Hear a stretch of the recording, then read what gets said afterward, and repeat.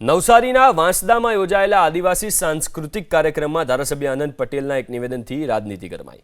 આનંદ પટેલે કોંગ્રેસ છોડવાની પરોક્ષ ચીમકી આપીને રાજકીય ભૂકંપ સર્જી દીધો।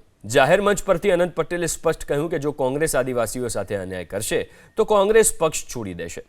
સમાજ માટે જરૂર પડે પક્ષ છોડવાની પણ તત્પરતા દર્શાવી આનંદ પટેલે કહ્યું કે ન્યાય મેળવવા માટે તે હંમેશા આદિવાસી સમાજ સાથે રહેશે। કોઈ પણ લોભ કે લાલચ વગર આદિવાસી સમાજનું કામ કરવાનો આનંદ પટેલે દાવો કર્યો।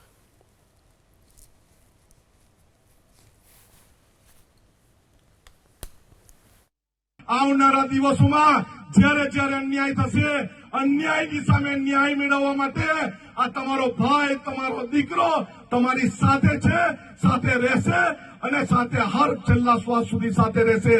આગળ પણ મેં કીધું છે, મારી પાર્ટી જ્યારે પણ આદિવાસી સમાજ પર અન્યાય કરશે, અમને પાર્ટી છોડી દેતા વાર નથી લાગવાની। આદિવાસી સમાજમાં રહેલો છું, જન્મેલો છું, મરીશ પણ આદિવાસી સમાજમાં અને ગ્રામ્ય વિસ્તારમાં જ। અમને કોઈ લોભ, લાલચ, કોઈ ભૂખ નથી।